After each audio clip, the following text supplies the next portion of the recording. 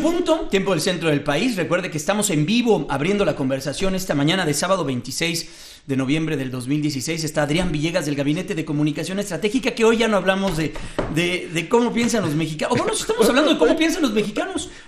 Sí, de alguna manera, ahorita si hiciéramos en este instante una encuesta, sí, y seguramente habría grandes diferencias por generaciones de mexicanos. O jóvenes como tú tendrían una visión probablemente más distante de lo que se vivió en los años 60, que jóvenes como tú, y aún los millennials más jóvenes que tú, que para ellos probablemente, ¿qué es esto? ¿No? O sea, simple y sencillamente los que estudiaron tal vez en alguna universidad pública, sociología, etcétera, para ellos todavía haya una reminiscencia de esto, porque sus profesores son de mi generación, ¿sí? Y entonces ellos podrán hablar sobre esto y podrán estar hablando todavía de regresar a aquel contexto de Guerra Fría en donde estabas de un lado o estabas del otro, no había puntos intermedios, jóvenes que decían es el sojuzgamiento del imperialismo norteamericano, en aquel tipo de digamos, de discurso y de retórica que había, y otros jóvenes que decían estos son rojillos, estos son comunistas, lo único que quieren es la destrucción del país, ¿sí? Entonces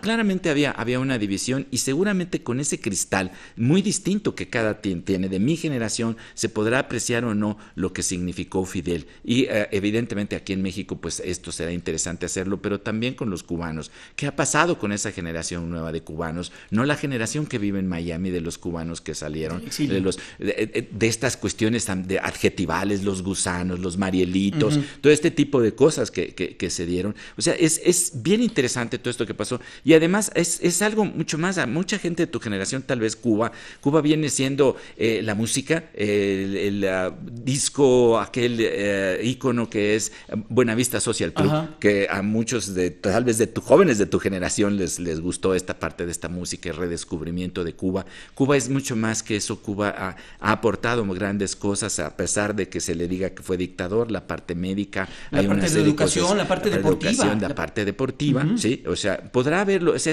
es de tal magnitud la figura de ¿Con Fidel, qué se va a recordar? Yo creo que depende de cada quien, Jaime. Para quienes piensan ahorita de mi generación que fue un dictador, que es el fin de esta era de un socialismo trasnochado latinoamericano, de la lucha de hasta la victoria siempre. Porque era el único, etcétera, bueno, etcétera. Ellos y Corea del Norte, ¿no? Sí, yo creo que también habría que verlos en un contexto también es especial, distinto, ¿no? O sea, pero para Latinoamérica indudablemente que fue una gran figura para una parte de los jóvenes. ¿En Venezuela? En Venezuela, el chavismo, que vendría siendo una expresión, todavía está ahí, o sea. La sociedad no es perfecta, Jaime. Todavía las cosas por las que lucharon estas personas siguen ahí. Hay problemas que continúan, Jaime, y que tienen que ser resueltos de una manera u otra. México estuvo cerca de Cuba, en otras ocasiones se alejó mucho de Cuba. Los gobiernos mexicanos establecieron bastante distancia con respecto a Cuba en algún momento dado. Los gobiernos recientes parecieran no interesarles tal vez tanto desde el punto de vista geopolítico, pero lo relevante ahorita yo te diría es que vamos a tener en personas de mi generación una visión contrastada, como las grandes figuras siempre lo tienen, Jaime. Las grandes figuras no son solo de un color blanco o negro. Las grandes figuras tienen muchos colores, y así es como debemos de recordarlo y ver este contexto y revalorizar lo que teníamos y lo que estábamos pasando nosotros como mexicanos en los años 60 con lo que tenemos ahora. A veces lo primero que pasa, la gente dice, uy, esto es nuevo. No, lo único que hay es olvido porque las nuevas generaciones no se recuerdan de estas otras cosas que nos pasaron. Un personaje que se dio el poder, estamos hablando de alguien que ya no tenía poder desde hace 10 años. Desde el 2006. En teoría. Pero bueno, tenía una influencia brutal. Así es, el Comité Central era una parte muy importante del Comité Central. 2008 y en el 2011 ya adiós por completo.